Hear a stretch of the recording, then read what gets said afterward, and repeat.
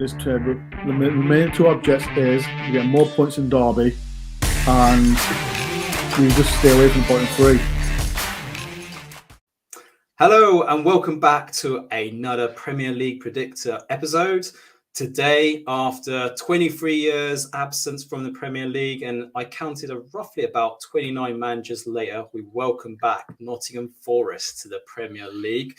And I'm delighted to say that I have got a really good guest that's going to fill us in on the difference between your Brennan Johnsons to your Joe Worrells, and that is Nottingham Forest's YouTuber, MrDore. But before we check in with Ben, we just got to say, if you haven't already done so, make sure you've looked at our last episode with Andy on Man United. I'm sure you're going to give that a miss because this is going to be more fruitful and more interesting, I'm sure. But also, if you haven't already done so, make sure you subscribe to our channel, give it a like if you like this episode, and leave us your comments as we go along. So, Ben, delighted to have you on talking about Nottingham Forest.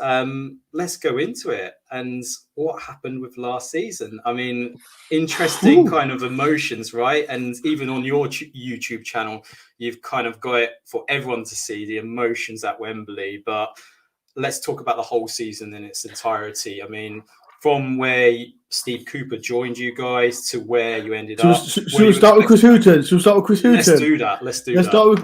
Hughton. Where should we start? Like, Chris Hughton, the start of the season was absolutely shocking. Let's keep it real. It was shocking. The first was at 7 games. The games against Stoke City, that's the worst game I've ever in my lifetime witnessed, watched the game. It was awful. Yeah. And then Chris Hughton after the game said we wasn't bad. All Forest fans was thinking, what game was you watching? Yeah. And then the game against MrDore, that was another dreadful game. And even I forgot to mention, we played the Derby game, and that was the only game that we got a point from Chris Hughton. And it was shocking then. Yeah. And we should have lost. We should have got battered.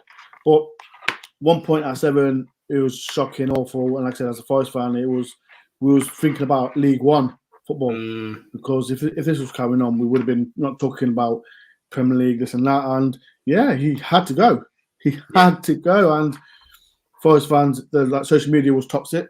I can imagine. And like I said, with my channel, like I said, everyone was falling out, arguing, blah blah blah, and it was a bad place,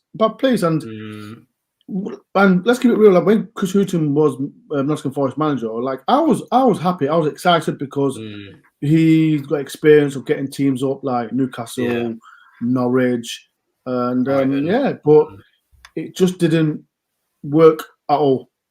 Didn't work at all because the season before that, when like I said, we were shocking. We were awful, and like again, 2 or 3 players who we had on loan saved us. Like James Garner, Glenn Murray, and like we had another one, I forget who it was now. But all around, the Chris Hughton era was just awful. So I mention Steve Cooper? Yeah, let's move on to the positives. Let's move on positive. So it was a weird one because, like I said, Steve Cooper come in, and we know his track record with the England under-17s, his back-to-back playoffs with Swansea. And as Forest fans, we were just thinking, oh, here we go, another manager. Tough job under the ownership that we had, Steve Cooper. First game that he started was the first game against Sheffield United, we drawn 1-1, and like I said, at least we got a point. We got a point. We saw a goal, and, but yeah, it was. And then the game after, what can I say? The games after that, like I said. We played Barnsley, we played Birmingham, and the game that Forest fans will remember is the Bristol City away game. We won 2-1, 2 goals in the 90th minute, and that was the season when we thought, you know what, this is going to be a good season. And it was getting better and better and better and better. We had little blips, but that happens to every club. I won't even call it a blip. It was a back-to-back defeats against Huddersfield and MrDore. Right. But all around, and as you know, Adam, the season that we all will never, ever forget, because could imagine Forest fans thinking we're going to Wembley when Steve Cooper come in. No, yeah. but it is a mad season. I'm still thinking how we did it. Yeah. How we did it. And yeah. It was crazy, Adam. It was absolutely mental, but yeah, mental season.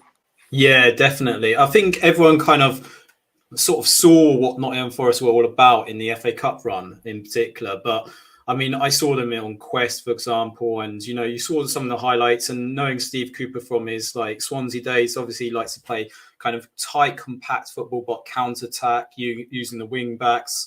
And Jed Spence obviously got highlighted through that performances, but there's other people on that pitch that really did quite well during that season. Joe Worrell, for example, Brennan Johnson, who I knew had a great loan spell at Lincoln City before that breakthrough season with you guys.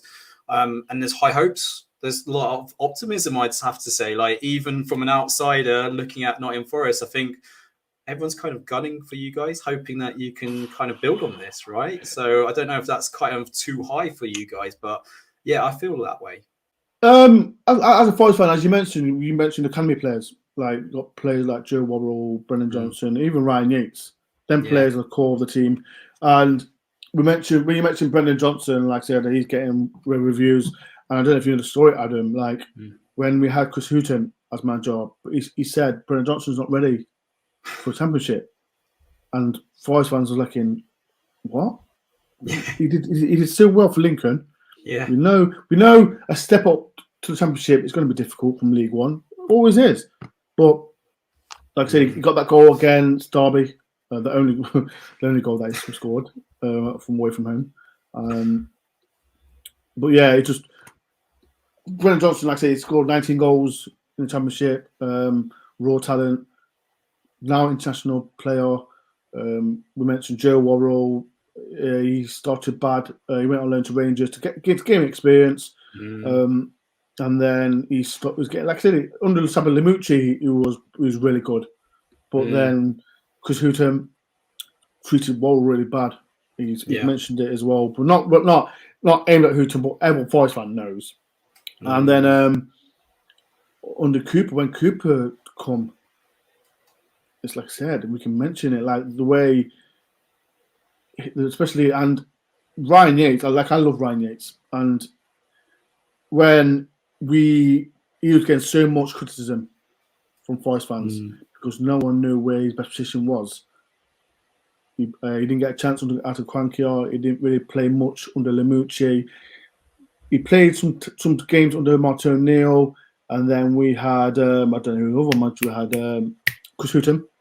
But Steve Cooper, I think, just said to him, Ryan, you've got to play the way he was. And Forest fans getting frustrated with him, missing goals from a yard out with his header. And then, like I mentioned, Steve Cooper come in and he scored 9 goals from position being, if you class him as a DM. But Ryan Yates proved so many Forest wrongs. Like I said, I've been a massive fan of Ryan Yates, massive fan. And that playoff final, I know the left back did their own goal and that, but the guys proved so many people wrong, especially Forest fans. And these kind of players, like I said, I'm a massive fan with these kind of players. Like I said, when we buy players, they don't put much effort as the academy players, because the academy players know the club inside out. So I'm so happy we've got these players back, these youngsters back in the Premier League, because I'm excited. I'm excited for these lot because, like I said, it's been 23 years, and we've got a manager that can develop these players now. Definitely. And I think if there's one kind of stat that I pulled out about the resurgence, I suppose, of Steve Cooper and what he's achieved at Nottingham Forest, is the fact that you had the second best defence behind Bournemouth, but also in the other way, so attacking wise, you were second behind Fulham, and they're both teams that have gone up. So that kind of says the story in itself. So, I mean, the other thing I was going to allude to is I think Steve Cooper, I think he instills confidence into the players, and it's kind of refreshing that he's giving like the youngsters a chance. But even with the transfers, which we'll talk about in a minute, he's putting his faith into youngsters ultimately, and people with promise or talent, and I think that's kind of, the fact is you're hearing people like Klopp that are, they're happy to lend players to Forest now because they actually see a manager that is willing to give these players a chance. So from your point of view, does that make a refreshing change to your previous managers that you've had in the past, like Chris Hughton, etc.? 100%. Because like I said, when we have the thing with Chris Hughton, like I said, I felt sorry for him at some degree, because when he came to Forest, we was behind closed doors, and all Forest fans are watching him from the TV, and the way we was playing football was awful. And then with Steve Cooper's come in, and you mentioned with Klopp, like I said, he knows how to bring in, get the best out of young players. And like we had James Garner, we had Kieran Davis, we had Spence, Lowe, and Ziganel. Ziganel about 27 now, but he knows how to get the best out of these young players. And I'm going to say Spence, like, I give you a story. Like, we had 7 right backs, and when we brought Spence, and I'll be honest, I thought to myself, why are we getting this player? why are we getting this player? We've got too many right backs. And now look what happened. Look what happened. One of the best lone players that's ever put on a Forest shirt. And you've got to give credit to Steve Cooper, because we know everyone says the story about Spence had a bad reputation at MrDore. Warnock hated him. And the guy was just mad. And we mentioned that Arsenal game, I think that was a limelight to everyone to watch him. And now, I don't know what's happened to him today. I don't know what happened today. But to your question, Steve Cooper knows how to get the best out of young players. Simple as that. Yeah. And hopefully that we know the Premier League prices are going sky high, because everyone's going to watch Forest now. And as you know, we alluded to, we are going to get some good players that we've already brought as well. Yeah, exactly. And you've already alluded to one, so Dean Henderson. So let's talk about your wish list then. So yeah, the reason why you brought Dean Henderson in is because I suppose your fans' favourite, Bryce Samba, unfortunately decided that he wanted to leave. He's gone to Lens today. But just to kind of summarise some of the rumours and some of the players. So we've got Moussa Nikati from Mainz, defender. Yeah. So be very interested to see him. Nico Williams from Liverpool. He hasn't signed yet. He hasn't signed yet, but not signed yet. Potentially. Yeah. Then you got Julian Biconi from Troy, and then Taylor Owonya as well. So obviously, there's a number of areas that I suspect you're going to want to strengthen in. But is there any particular targets that you'd like Forest to kind of go in for? I personally think that we've got to sort that, because since Steve Cooper's come in, like that number 10 role, like I said, Forest for the last 3 or 4 years, we've been struggling, especially a left back. That number 10, we had Jacques Carvalho, paid 15 million for him, and every Forest fan for he was the man. Didn't work out, and last season it kept changing. But Joe Lolly, Ziganel, sometimes James Garner got playing that role. But now we're in the Premier League, we need to get a good number 10. A good number 10 that we can say, does he need Premier League experience? Maybe he does, but that number 10 role is important. The left back role is as well. I think we've been linked with someone today. It's important because that left back has been a problem, because I don't know if you know, Adam, Jack Colback played left back last season, and is he good enough to play left back in Premier League? No. We need him. We need to be balanced. I know Forest have said that they're gonna. We're looking for a new look centre defence. So hopefully a left back and number 10, someone who's experienced that can play alongside Ryan Yates as well. So far, like the players that you mentioned that we've already brought are positive ones, and we mentioned like Dean Henderson, positive choice, because I don't know if you know, Bruce Samba wanted to leave, and Forest we had to get a better goalkeeper, and Dean Henderson, like he done it with Sheffield United back to back, didn't really get a chance at Man United because they've got De Gea, and the loan signing for Dean Henderson, I think, is a massive. Yeah, I think it's massive for Forest, because, like I said, it's a first time back after 23 years. So listen to me. I'm excited with the transfers, but we need to get that number 10 and that left back. And if we do, transfer completed for us. I think I'll be happy. One other point that I wanted to ask was your opinions on Jamal Lascelles, because I know he was kind of linked at the very beginning once you guys got promoted. And I know there seems to be some unease about him coming back. But what's your personal thoughts? Listen to me. I like Lascelles. I always liked him. Will he be good enough for the Forest team? Like I said on my podcast, do people want Jamal Lascelles back? And it was like 75% said no. 25% said yeah. But personally, you've got to look at it. He's got Premier League experience. He was captain of Newcastle. Newcastle don't want him. Do I want him at Forest? Why not? Yeah. Why not? Yeah. Because like I said, we need that defence. Like I said, people will want 6 centre-backs at least. At least. Because of the way the formation that he plays. So Jamal Lascelles, I think, is he an upgraded version to Steve Cook? Yes. But yeah, two question. I think why not? I like him, but Forest fans might think, "Oh, what an idiot." So yeah. No, I personally feel the same like you. Personally, you need someone that has seen it, done it, and potentially, coming back to you guys, might resurge his career as well. Like obviously, he's been at a slightly bigger club. Maybe that's a bit harsh, but I mean. No history though. Newcastle got Newcastle got no history. Sorry, Newcastle fans, but you haven't. No, it's good fan base. True. Good fan base. Newcastle, great. I love Newcastle fan base. But when it comes to history, they can't touch Forest. But let's push you now, MrDore. Where do you think Nottingham Forest will end up by the end of this season? I know it's very hard to say at this stage, but what would be the ultimate creme de la creme for yourself? This term, the main two objects is we get more points in Derby. And we just stay away from the bottom 3. That's all I'm going to say. It's going to be tough. It's going to be a tough season. Like I said, we had a fantastic season last season, man. Something that we'll never ever forget. But we're in the Big Boys League, and I personally think we're going to finish. We're going to finish above Fulham and Bournemouth.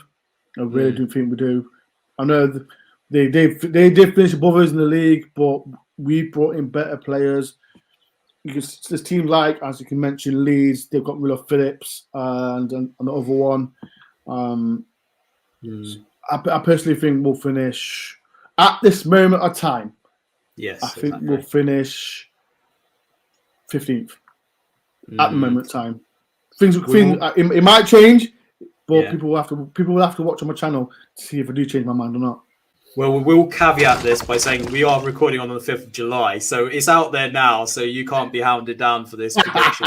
But I'll be very interested from your point of view. Who do you think will be the 3 to go down? Because obviously you said 2, and I personally am with you. I feel like Bournemouth is one of them. Fulham, you just don't know which side turns up, to be fair. And they've been poor every other time that they've been in the Premier League. But I was trying to think about this prior to recording, and I'm struggling to think of that. There's always that one team that has been kind of hanging by the thread. You kind of maybe say Leeds or Everton, but I'm not too sure this season. What's your thoughts? Like I mentioned, I personally think Bournemouth will go down, and say Fulham. They're one of the teams.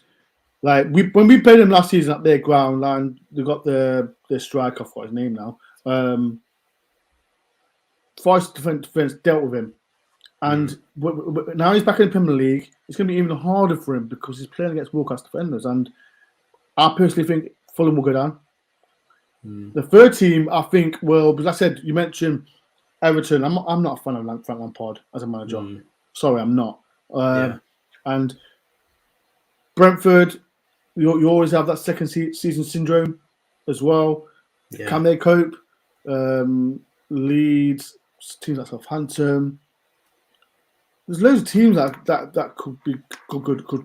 could go down. So I'm going to say, I'm going to throw my hat in there. I think Brentford will go down.